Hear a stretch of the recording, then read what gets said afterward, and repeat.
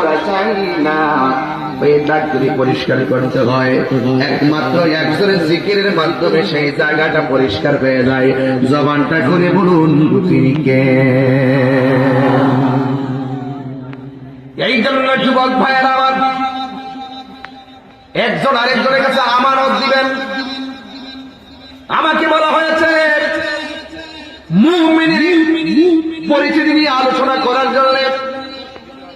যদি আপনি মুমিন হতে চান, কোরআনের ভিতরে আল্লাহ রাব্বুল আলামিন কোরআনে বলে দিয়েছেন, ইন্নামাল মুমিনুনা আল্লাযীনা আমানু বিল্লাহি ওয়া রাসূলিহি।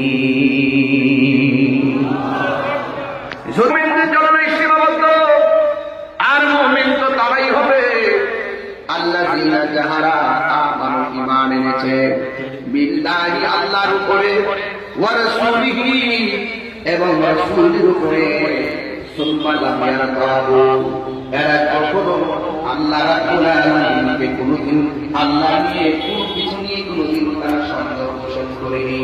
বিনা সন্দেহে যেই মানুষটা আল্লাহকে না দেখে বিশ্বাস করে, যেই মানুষটা না দেখে নবীর জন্য জীবন দিয়ে আল্লাহ রাব্বুল আলামিন বলেন সুম্মা লাম ইয়ারতাবু, যাদের সম্পর্কে সে কোনদিন সন্দেহ করেনি, ওয়াজাহাদু এবং তারা জিহাদ করেছে, চেষ্টা করেছে। এই জিহাদ করাটাকে আমওয়ালিহিম তাদের ধন সম্পত্তির মাধ্যমে, ওয়া আনফুসিহিম এবং তাদের জান দেওয়ার মাধ্যমে। ঈমানদার হলো তারা যারা জান এবং মাল আল্লাহর জন্য জীবন দেয়, আল্লাহর জন্য মাল ব্যয় করে।